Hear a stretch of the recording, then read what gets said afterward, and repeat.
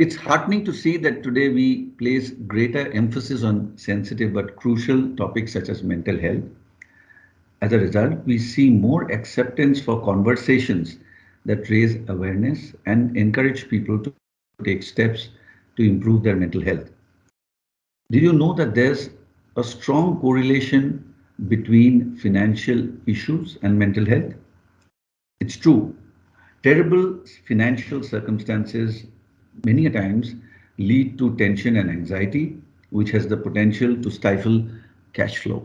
Current events such as the pandemic have also contributed to an increase in financial stress and as a result, mental and emotional stress. We seriously need to learn how to cope with it. Hence, in collaboration with MindPeers, we'll be discussing how to strike a balance between mental health and financial health. In our podcast, Financially Speaking, Conversations Powered by India First Life. I'm very happy to say today we have two experts who will help us in understanding the correlationship between financial stress and mental stress. Happy to introduce Kanika Agarwal, who's the founder of MindPeers and one of the youngest parallel entrepreneurs of her generation. Her passion in digital is limitless, and which has led her to build an ecosystem of organizations that reflect the present and future of hashtag digital transformation and a better world. Her mantra in life is live with no regret and do everything that you think makes your life purposeful. We also have Jasmeet Kaur. Jasmeet is a mental health counselor and a certified workshop facilitator. She believes in her motto, listen to help. She has an experience of over 5 years working with issues such as anxiety, stress, behavioral concerns, depression, phobias, and therefore works towards self development and self reliance. So, with this introduction, let's get into the discussion. My first question to both of you is what types of financial stress can cause mental stress in our daily lives and how are they linked to each other? So, Jasmeet, why don't you go first and then we go to Kanika? Absolutely. Thank you so much, Atri.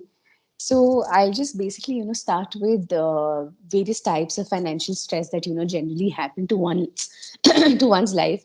And there are various types, like, for example, like lost or reduced income, which, can happen with a sudden drop in income. Like maybe, we've unexpectedly been laid off by the job or, just our company going out of business or something of that sort, then we have some unexpected expenses also that might crop up, like, very, very high medical bills, which we've recently anyway seen in the second wave of COVID that people were not prepared for.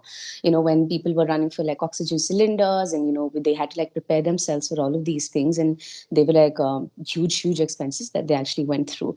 So, to be honest, I think there are various sources of one who can go through a financial crisis, very unexpected, very unplanned as well, I think. But coming down to how these two things are related, I think any kind of stress can cause, an effect to our mental health. Smallest of the things, honestly, can literally, just change our way of working and can affect our daily functioning as well. So, like any other source of stress, even financial distress can also take a toll on our physical health, our mental health, our relationships, our quality of life, and it can increasingly also increase the risk of depression and anxiety in one person. So people can also maybe resort to like very unhealthy coping mechanisms during these time when they're trying to like cope up with the stress, like maybe drowning themselves into alcohol or maybe gambling or drugs. And sometimes I think I would give a little trigger warning here that people might also have some societal ideations and societal thoughts as well. That's how these things are kind of like, very much related, that any kind of stress can literally change our daily functioning, our physiological responses. And it's like a vicious cycle, as soon as like a financial stress comes in, your mental health starts getting deteriorated and we can't focus on our daily functioning, which again adds up to the financial stress. It's kind of like, we're going back in circuits. That's exactly how it works. So yeah. Firstly, I want to say that financial stress, right, is a very underrated topic in our society.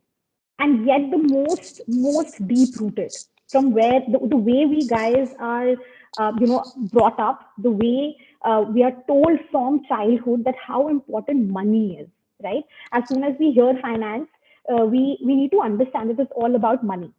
And the point I want to bring across from my end is that because from childhood we are said that money is important, we are also told that we are not asked that okay, what do you want to do which will give you happiness. We are told that do something so that you can earn well, so that you can become a big person. So that big person is always related to finance, right? Now, what's happening since our childhood and as we are growing is we feel that money becomes the most important part of it, and money becomes the anchor or the lever to be happiest. Happiness is equal to money. So, whatever we are doing, whatever we aspire to do, we start to equate our purpose, we start to equate our passion, we start to equate our ambition with money, right? And now, when we talk about financial stress, if we actually think about it, every day at the back of our mind, we are thinking about money. It's just about saying that whether will I get a good job or not. Now that I have got a good job, how much am I earning? Is this money enough to give me and buy the things that I want in life? Once I get married, or if I'm planning to start a family, do I have enough for me and for my family and for my kids? So I think finance management, financial stress surrounds us every day, right? And then, as this Smith pointed out, it starts to become critical because of certain external environmental factors also. But that stress is always there at the back of our mind. And what now happens is that if, which I think majority of us do, if we anchor everything around our money and around our finances, we start to think, we start to feel, and we start to behave like that, right? There are repetitive thought loops in our mind that again, I'm repeating the same thing, but it's so important. Every day we are saying that we have to go to office because I have to earn. Otherwise, how will I get my salary, right? So now these repetitive thoughts, overthinking, and all of these things start to affect your mental health as well. So that's why I said in the starting that financial stress, everything about your finance is so deep rooted in us, and yet it is so underrated when we talk about finance and mental health. But there is a very deep connection. I completely agree, Kanika. Thank you.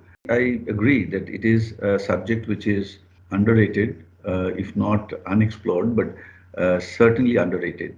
Do you think that there is increasing number of instances where the stress and its correlation is increasing in the present world than it was earlier? And if so, why? So, well, I think in two lines for me, Atri, definitely it is increasing, right? We think that lives are becoming easier. They are not, right? We talk about the paradox of technology. We talk about the paradox of this modern world. Competition is increasing so much. Expectations of people from themselves are increasing so much. And I'll give you a very small example, right? Today, I am hiring a 20-year-old who's already ready to get into a full-time job. And the thought process that 20-year-old is coming to me with is that, while I'm studying, I want to make sure that I become self-sufficient. So there are so many expectations that we are placing on ourselves, and we're being constantly telling ourselves, and the society is also telling us that if the A, B, C, D, E of your professional life is not fulfilled, you will be left behind. And when we say left behind, we are also talking about financially you will be left behind, because you're seeing early young people becoming founders so quickly. You are seeing that while by the time you reach 35, your own personal valuation should become into millions and billions. So I would just say that definitely that pressure is increasing, both by ourselves and the environmental factors. And the kind of expectations and the kind of the social constructs are completely changing. That's exactly what's happening here now. That firstly, we did not really, everybody had their own very simple expectations ki ha, get a job, you start earning, you start providing for your family, and that's exactly what it was. But nowadays, we have literally everybody in the competition. It's like they have to like reach a certain kind of point, they have to reach a certain kind of earning in their life to literally, like Kanika said, to make their life worthwhile. That's how these things have kind of like gotten to a certain importance, and they've reached a pedestal at some point. I think that's our aim somewhere.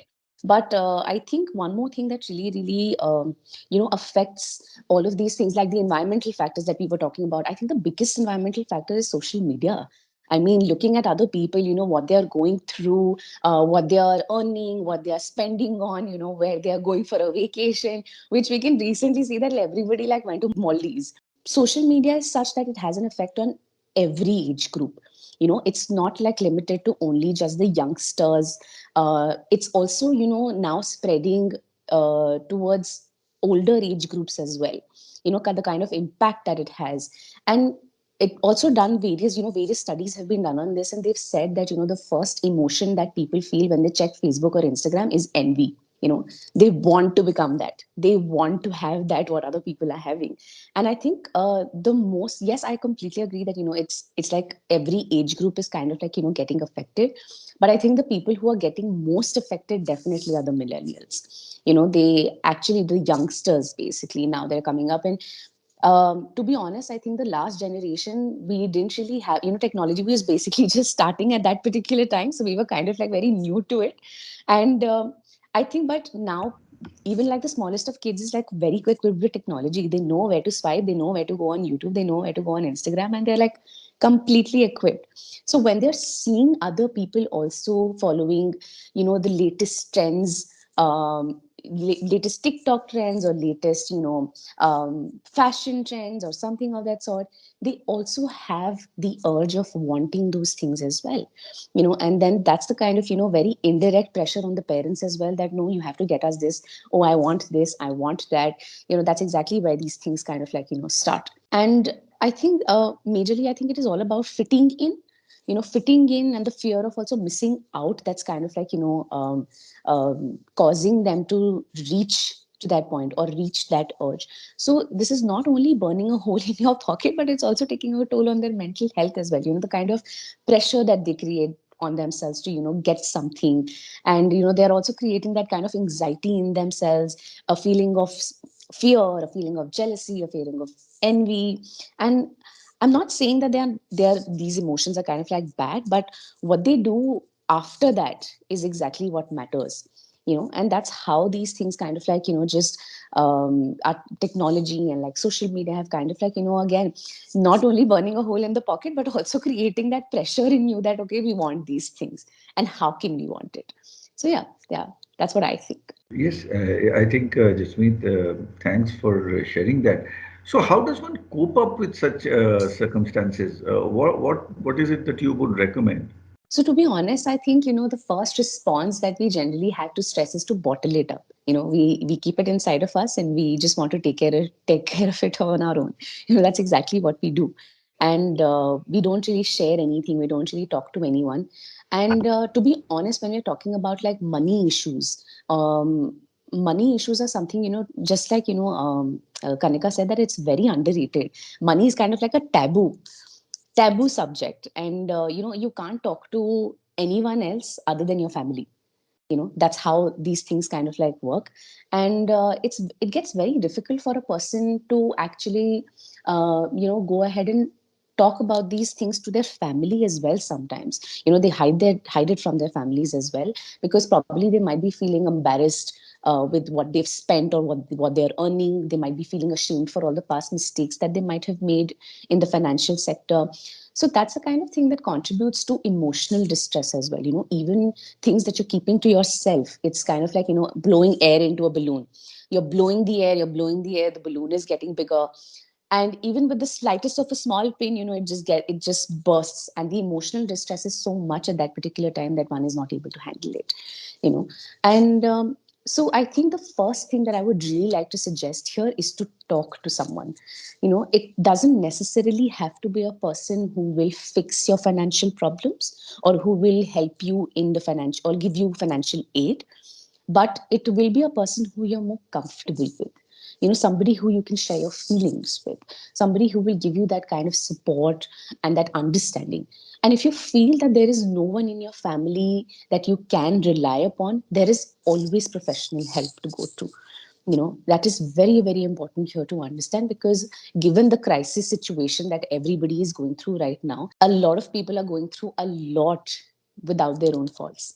So there will be some people who will understand you as well. So that is one thing that I would really like to emphasize on, to that talking to someone or taking professional help is something that will really help us unburden, instead of like going over it in your head. It just helps. It's kind of like a release, you know for some release for your emotional distress that's happening.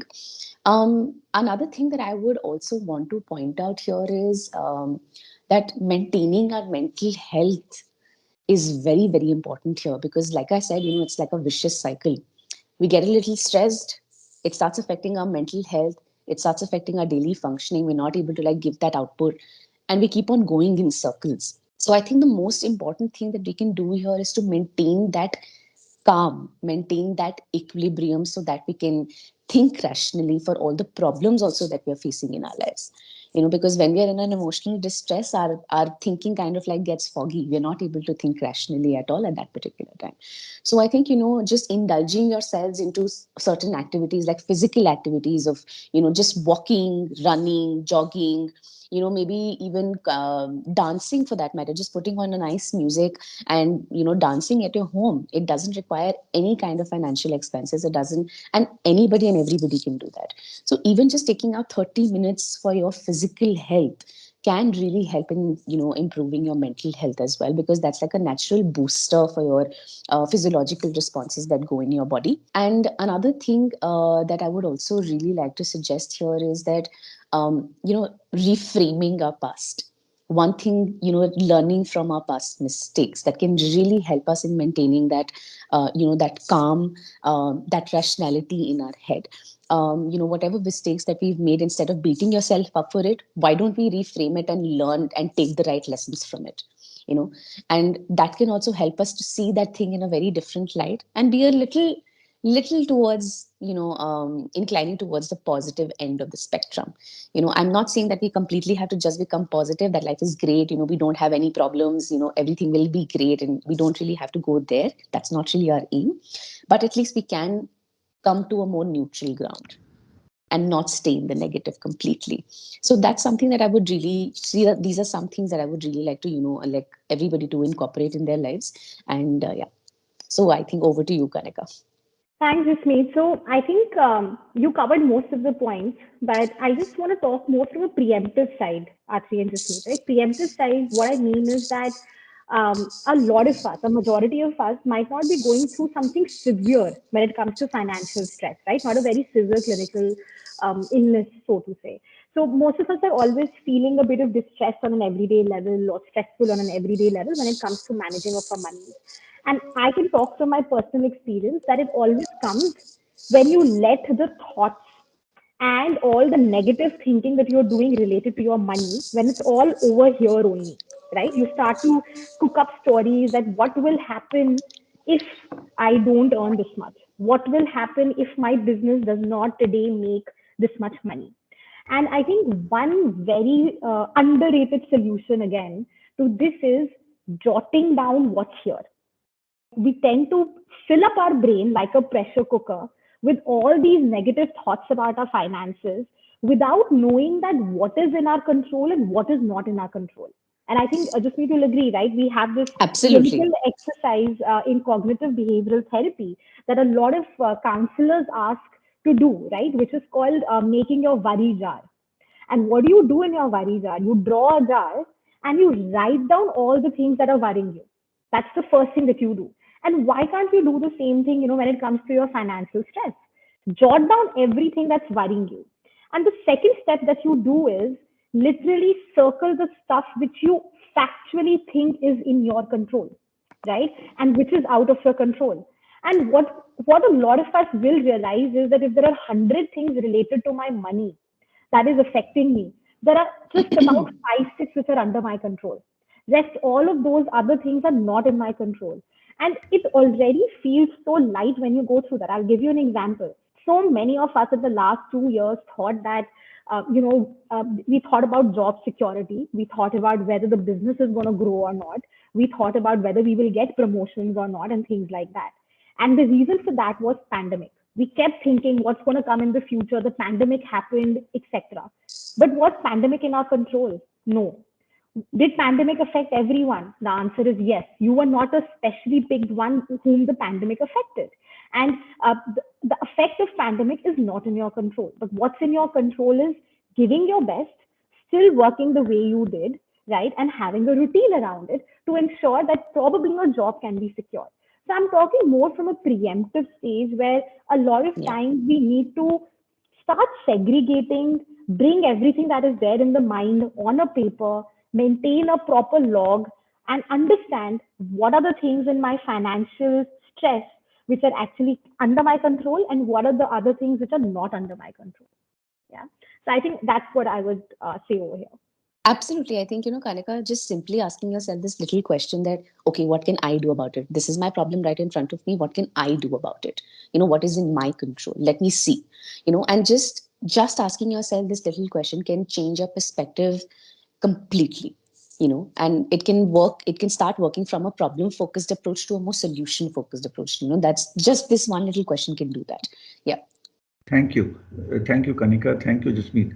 So, what would you advise the audience on how to prepare themselves for financial difficulties, Hmm. even before it kind of impacts them mentally? What Right. would be your recommendation? Right. No, great question, right? And like I said, this should be so like discussed more often. I think I am coming probably with 3 pointers over here, just 3 quick pointers, right? And this again depends from person to person.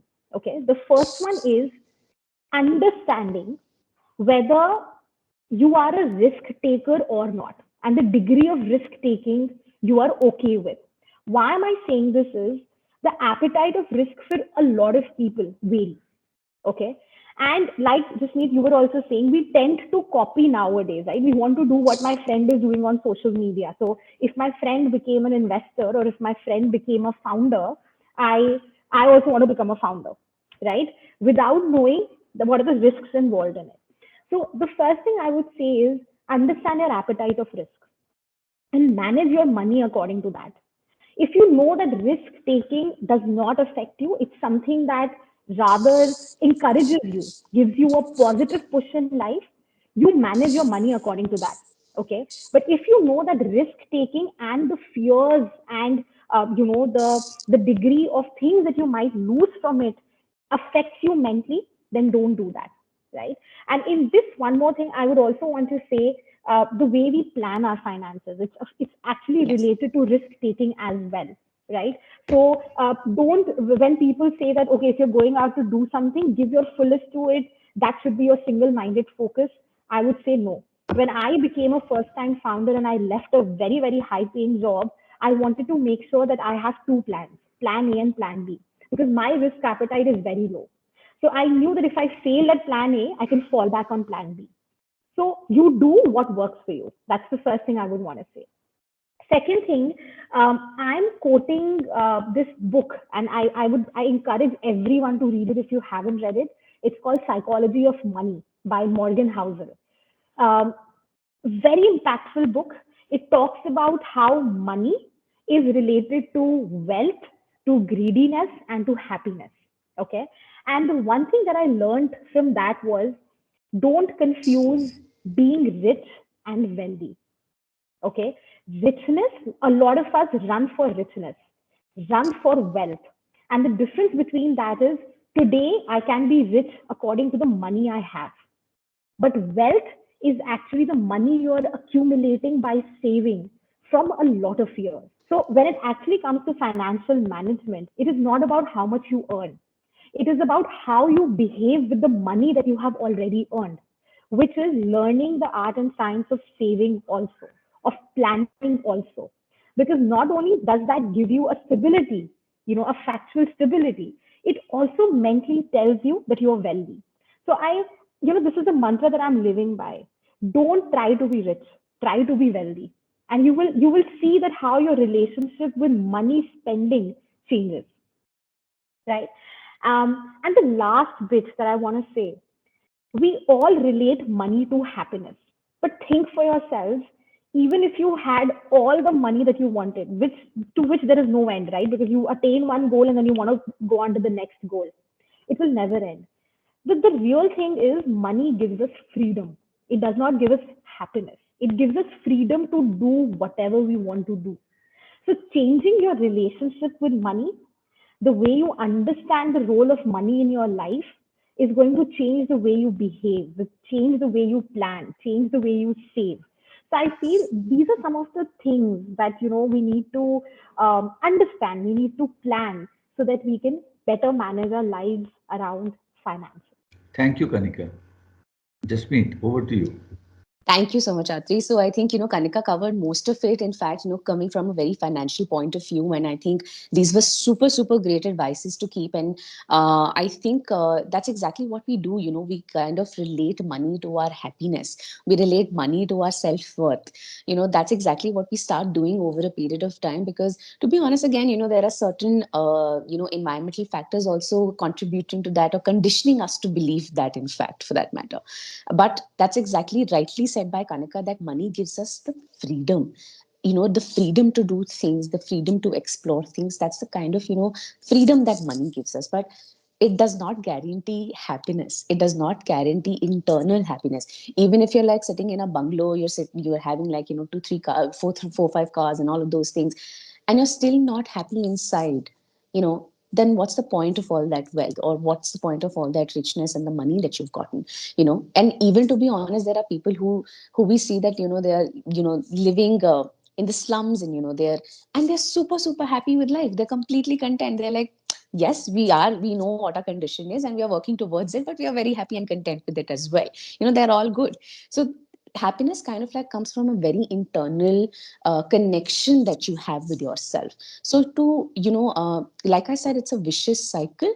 I think I would want to again emphasize this point a little bit here, that if we don't maintain our mental health as well, it gets very difficult for us to maintain that financial stability as well over a period of time. So very important thing here that I would really like to say is that try and do things that you really like, that you really love, enjoy, you love and you enjoy to the fullest. Like for example, just going out with your friends, if that is something that you enjoy, go out with your friends. It doesn't necessarily have to be to the most hep places, or it can literally just be an outing to a park, just for a walk or something of that sort. Keep that support system in place, for that matter. Keep your connections in place. Have that genuine care, towards people. Another thing that I would really like to point out here is that, again, that develop that connection with yourself. Sit with yourself. Think about what is going on in your mind, and doing something that you love, like anything, like be it painting, be it dancing, be it literally anything that you just enjoy and that gives you like little happiness. Even for that matter, watching movies, watching TV series, if that is something that gives you genuine happiness, do it. But spend some time with yourself. Think about what is going on with you. Have that connection with yourself, and maybe do some things alone, for that matter. Just go and sit in the park for another, let's say 20 minutes or so. Take a cup of coffee, go into your balcony and just look around. Just look around the nature, look around, how how you're feeling, what's going on with you. That's like a mental health check that we can keep for us every day. How we are feeling every day, what we're doing. So I think that's something that is really really important. It's kind of like, again, a very connected relationship that these two things have with each other. So I think, doing everyday things for yourself is very very important to again maintain that equilibrium, so that we can also go ahead and do the rational financial planning that we also have in mind. And again, very simply asking yourself this one little question, if you have some worries or problems, which is, what can I do about it? That can literally shift your focus from this one little thing to from a problem focused approach to a more solution focused. So I think I would really like to again, just emphasize spending time with yourself, take our time with your family, sit with people who genuinely care about you and they love you. And that's the key to mental health, the great mental health that we all talk about. Thank you, Jasmeet.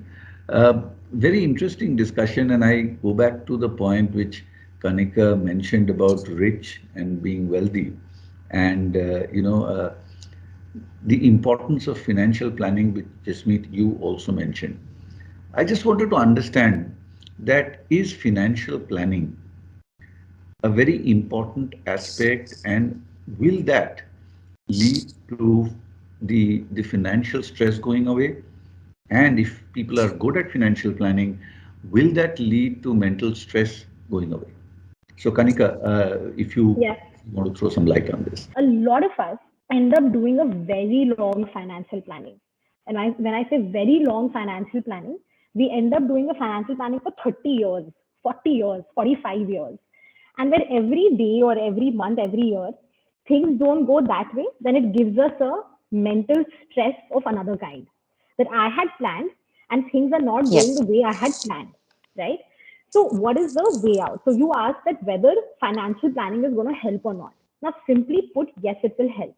But you got to be realistic. And how are you going to be realistic? You can't plan your next 40 years. Why? Because today was the pandemic, tomorrow there will be something else. And remember, these external factors, like I said before, you can't control, right?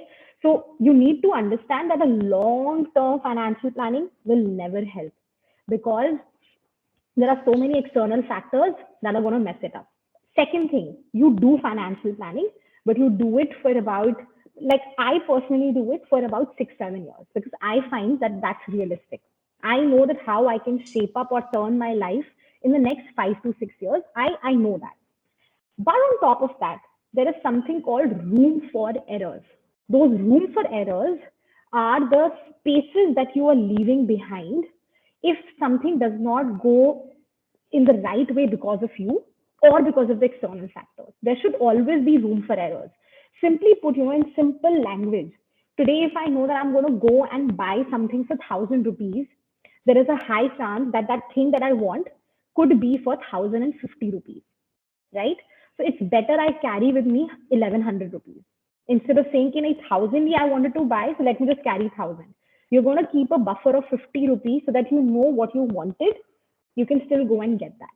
So that room for error, so that your optimism, your realism, everything can be covered in that is very important in financial planning. So if you keep some of these things into consideration, you're not going to give yourself the stress that I am not going according to my financial plan, right? And the fact that you ask that if you financially plan, does it take away your mental stress or not? Actually, to be very honest, that's a subjective question. It depends from person to person.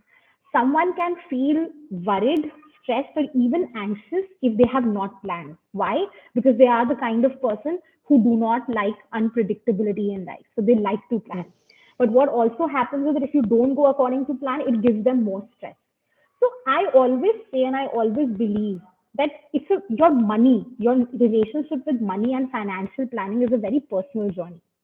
So you plan, but keep into consideration that there will be changes, there will be external factors, there will be room for error. And don't get stressed if you don't go according to your plan. Rather have plan B, plan C, plan D with it. And second of all, if you're not planning, I would say bring some sense of plan because when all of this goes on a paper, it feels much more lighter. So overall, I would say a realistic, optimistic, room of error planning always helps. Thank you. Jasmeet, your views on this. I think I would just like to, emphasize a little bit what in fact, conclude what Kanika was saying that, everything in balance is great. Everything works in balance. We can't go to like complete extremes that we're not planning at all and we're completely, towards planning. We can't really live in these two extremes at all. And that's exactly what we really need to like, analyze. And that balance can be very subjective for people. It can be literally, for some people, probably the balance is here, and for some, the balance is here. And that's exactly the kind of subjective subjectivity is there to balance as well. So I think just to strike their own balance and to strike that chord and strike that thing, that will only happen again once you actually sit down with yourself and think about what is going on in your head as well. Like Kanika said, jotting down and journaling, what is going on in your head, and writing at the end of the day of what's worrying you or what's going on or something of that sort can help you become a bit more self-aware as well. And once we become more self-aware, we are able to strike that balance very quickly.